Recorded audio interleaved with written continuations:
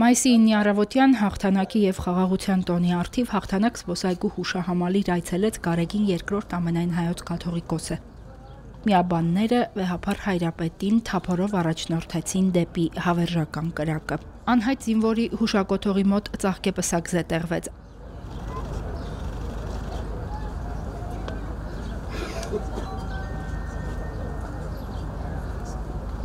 Այնուհետև նորին սրբությունը միաբանների հետ ծաղիկներ խոնարհեց հայրենական մեծ պատերազմում եւ արցախյան հերոսամարտերում զոհվածների անմար հիշատակին։ Երկրորդ համաշխարհային պատերազմում զոհվել է շուրջ 300,000 հայ։ Հազարավոր հայ հերոսներ են պարգևատրվել մարտական գործողություններում որոշիչ ներդրում ունենալու համար։ Հայկական Թամանյան դիվիզիան 80 տարի առաջ այս օրերին մասնակցել է Բերլինի գրավմանը։ 33 տարի առաջ մայիսի այս օրերին Արցախյան առաջին ազատամարտում հայկական անկախ պետության նոր ձևավորվող բանակը կարողացավ ազատագրել Շուշին։ Հանուն հայրենիքի նահատակվեցին բազմաթիվ հայեր։ Հայ եկեղեցու գահերեցի հետ հոգևորականները աղոթք բարձրացրեցին առ Աստված հայրենիքի համար իրենց կյանքն ընծայաբերած քաջորդիների, հոգիների հանգստության եւ խաղաղության համար։ Արարժանի ողորմության, քավության, գիտության նվաց։ Դասավորյալ պայծառացուն Սուրբ Սպաչակողման դասում։ Աղոթքից հետո նորին սրբությանը մոտեցան լրագրողներ։ Վեհափառ Հայրապետն իր խոսքում նշեց, որ աղոթել է ոչ միայն ընկածների հոգիների, այլև Բաքվում պահվող հայ գերիների համար։ Հայրենական մեծ պատերազմի 80-ամյակի Շուշիի ազատագրման Պաշտպանության բանակի հիմնադրման հիշատակության նվիրական այսօրը հաղթանակի եւ խաղաղության տոնին մեր հոգևոր դասի հետ աղոթք բարձրացրեցինք անմար կրակի առջև հայրենական պատերազմում եւ արցախյան գոյամարտում զոհված մեր քաջարի զավակների եւ Բաքվում պահվող գերեվարված հայրենիների ու նրանց սիրելիների համար։ Աղոթք բարձրացրեցինք հայցելով երկնավորից նաեւ որ զորացնի մեր ժողովրդին դիմագրավելու իր կյանքի բոլոր դժվարությունները, արկա բոլոր մարտահրավերները մեր քաջարի զավակների արույության ոգով եւ առհայրենին սիրով կերտի բարեշեն դարձնի հայրենի մեր երկիրը եւ բարոր մեր ժողովրդի կյանքը։ Թող Աստծո սերը, շնորհը միշտ ուղեկից լինի մեր ազգին այսօր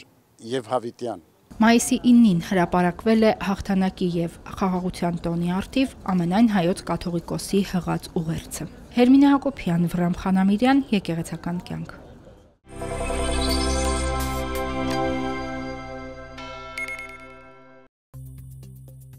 Գարեգին II ամենայն հայոց կաթողիկոսը հաղթանակի եւ խաղաղության տոնի առիթով ուղերձ է հղել, որում ասվում է. Հայրենական մեծ պատերազմում հաղթանակի հոբելյանական 80-ամյակը եւ Շուշիի ազատագրման ու Արցախի պաշտպանության բանակի ստեղծման տարեդարձերը նշում ենք մեր ժողովրդի համար թանկ ու կարևոր հիշատակներով։ Յուրաքանչյուր հաղթանակ ձեռք է բերվում հավատքով, անդուլ մաքարումով եւ փորձությունների դիմակայումով։ Բազմադարյա մեր պատմության ընթացքում մեր ժողովուրդը անձնազոհաբար պայքարել է իր անկախ եւ արժանապատիվ կյանքի համար, մշտապես ձգտելով արդարության ու խաղաղության հաստատման։ Այս գիտակցությամբ են 100 հազարավոր հայրենիներ Խորհրդային Միության այլ ժողովուրդների հետ մարտնչել ընդդեմ ֆաշիզմի, հանուն ապահով ու բարոր աշխարհի հաստատման։ Այս նույն գիտակցությամբ է ազգս նաև պաշտպանել արցախահայության հարազատ հողում անկախ ու անվտանգ ապրելու իրավունքը։ Սիրելիներ, այսօր էլ մեր ազգին ու հայրենիքին պատոհասած արհավիրքների, Արցախի հայաթափման, Հայաստանի առջև ծառացած մարտահրավերների հանդիման մենք պիտի աննկուն մնանք մեր ոգու արիությամբ, հավատքի ամրությամբ, լուսավոր ապագայի տեսիլքով եւ միշտ հիշենք, որ նշանակալի հաղթանակներ կերտել ենք միայն միասնականությամբ, հայրենիքի հանդեպ սիրով ու նվիրվածությամբ։ Արդ խոնարհում բերելով մեր հերոսների անմար հիշատակի առջև ներշնչվենք նրանց պայծառ օրինակով եւ համատեղ ջանքերով ու միմյանց սատարումով շենացնենք մեր կյանքի անդաստանը նոր ձեռքբերումներով եւ ազգաշեն իրագործումներով։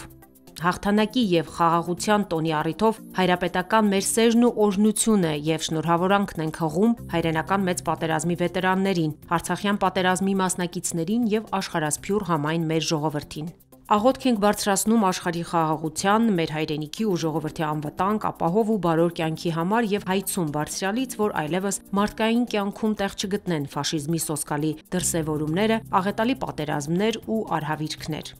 Թող հարուցյալ Տիրոջ շնորհներն ու օրհնությունը լինեն մեզ հետ այսօր եւ միշտ եւ հավիտյանս։ Ամեն։ Ասված է ամենայն հայոց հայրապետի ուղերձում։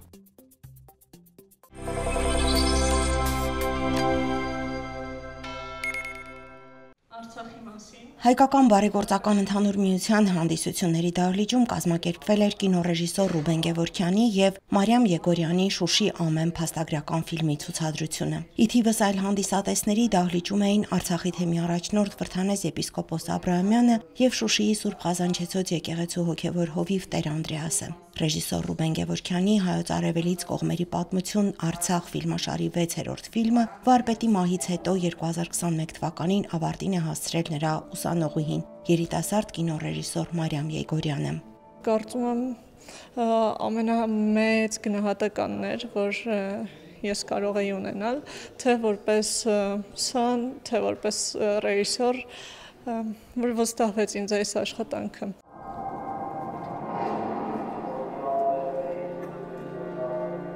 Հեշտ չէ շարունակել վարպետի աշխատանքը, որը ստեղծագործական մեծ պատասխանատվություն էր պահանջում։ Նաև արցախյան հերոսամարտի Շուշիի ազատագրմանը մասնակցած հերոսների մասին պատմություններն էր պարտավորեցնում երիտասարդ ռեժիսորին։ Նոյեմբերի 9-ից հետո նրան հանգիստ չի տվել այն հարցը, թե ինքը ինչ կարող է անել Շուշիի համար, Արցախի համար, եւ հենց այդ օրերին Ռուբեն Գևորգյանի այրին Այդա Ահարոնյանն առաջարկել է տարիների ընթացքում նկարահանված ու հավաքագրված փաստագրական նյութը իմի բերելով շարունակել Հայոց Արևելից կողմերի պատմություն Արցախ ֆիլմաշարը։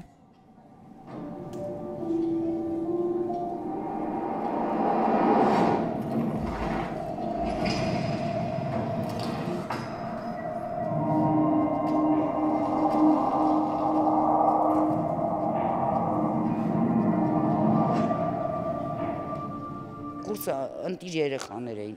բայց Մարիամը ինչ-ինչ պատճառներով չկարողացավ ավարտական լավ ֆիլմ նկարել։ Ու անդադ ամուսինս մտահոգեր, ասում էր Մարիամը կարող է, հնարավորություն չուներ։ Ու ես չգիտեմ, ընտրեցի Մարիամին ու ստացվեց։ Իրոք շնորհքով տեղը տեղին ամեն ինչ արեց։ Այդ հացարական բախումներ, Շուշին այրվում էր։ Ֆիլմում Շուշիի հայկականությունը հաստատող փաստերը ներկայացնում են ճարտարապետության դոկտոր պրոֆեսոր Լյուբա Կիրակոսյանը, պատմական գիտությունների դոկտորներ Համլետ Պետրոսյանը, Գևորգ Տեր-Վարդանյանը, 1989-2021 թվականներին Արցախի թեմի առաջնորդ Պարքև arczepiskopos Մարտիրոսյանը։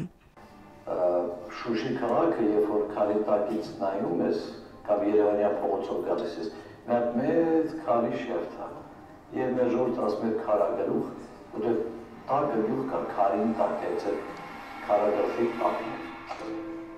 Շուշի ամեն ֆիլմը մասնակցել է Մենշովի «Победили вместе» վավերագրական ֆիլմերի հեղինակավոր փառատոնին, Սրիտենսկու անվան ուղղափառ երիտասարդական փառատոնին։ Ֆիլմը մի քանի անգամ ցուցադրվել է Երևանում, Տորոնտոյում, Լոս Անջելեսում եւ ամեն օր բարձրաձայնել պատմական Շուշիի իրական տերերի այնտեղ ստեղծված հայկական մշակույթի մասին։ Պաշտպանական ամրություն էր, որը հետագայում պարսպապատվելով դարձել է վարանդային մելիքության նշանավոր բերդերից մեկը։ Երբ ֆիլմը անում էինք, ճիշտ է Արցախը վիրավոր էր, բայց ամբողջովին ընկած չէր։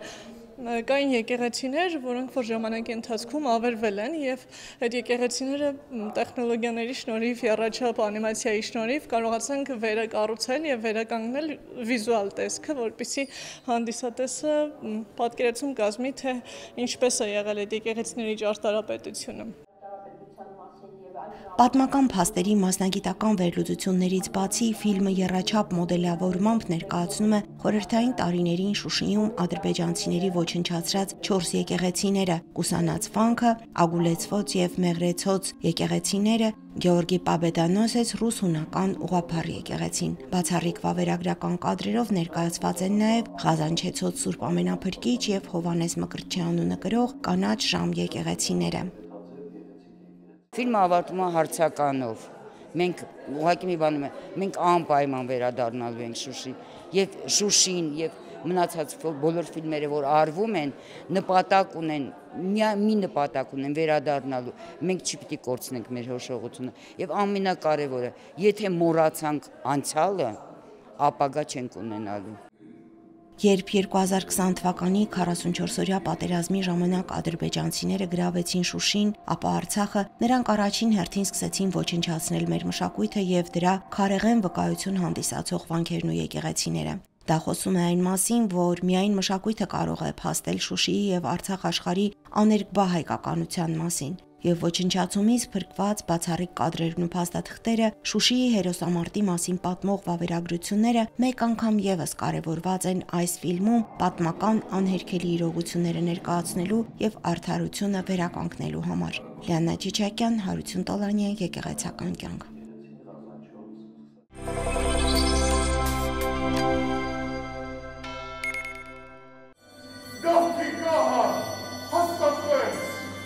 Մայիսի 6-ին Հակոբ Պարոնյանի անվան երաժշտական կոմեդիայի թատրոնի բեմում տեղի ունեցավ «Կուսակալը» երկու գործողությամբ պատմական դրամայի պրեմիերան։ Պիեսը ներկայացնում է 3-րդ դարի վերջին մեծ հայքի 29-ամյա անիշխանության շրջանը։ Կուսակալին մարմնավորել է վաստակավոր արտիստ Սամսոն Ստեփանյանը։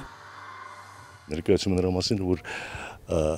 գալիս է, փրկությունը գալիս է, լույսը գալիս է, կհասնի տեղ անպայման։ Պարզապես դիմանալ է պետք, պարզապես մաքարել է պետք։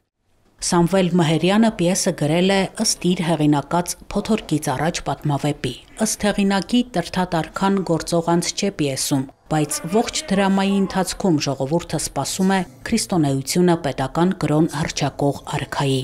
Ներկայացումը երկու կարևոր գիծ ունի։ Մի գիծը հայոց պետականաշինության գիծն է, որտեղ դա Հռոմից գալով վերհաստատում է Արշակունյաց գահը, եւ մյուս գիծը հոգեվոր է, Կուսակալի հոգեվոր ապրումները, իր ապաշխարության շրջանը, որը հատուցումով է վերջանում, մեղքերի զղջում, ապաշխարություն, հատուցում, եւ այս հատուցման պատմությունը դրված է մեր հայոց պատմության այն շրջանում, որտեղ Տրդատը Հռոմից գալով պետք է վերհաստատի իր հոր գահը։ Ներկայացման դերասանները հետաքրքրությամբ ու սիրով են ընդգրկվել նախագծում։ Ասում են, որ բեմադրությունը ինքնաճանաչման տանող ճանապարհ է։ Կուսակալը պիեսը բեմադրելու համար մեկտեղվել են սիրված գործիչներ։ Նրանք հայտնի են Խաթաբալադա, Մեա Կուլպա, Լիր արքա եւ շատ այլ գործերից։ Բեմադրող ռեժիսորը Արթուր Սահակյանն է։ Սպասում եմ, որ ներկայացումը պետք կլինի, այս պահին, այս դրա համար էլ արեցինք, որ մեր կարծիքով այս ներկայացումը անհրաժեշտ է։ Ներկայացումը, որ պատմում է Հայաստանի վերազարթոնքի վերակայացման մասին, այդ հույսը այսօր շատ պետք է, ինձ թվում է։ Այդ եմ սպասում, որ ինքը կունենա իր սպառումը։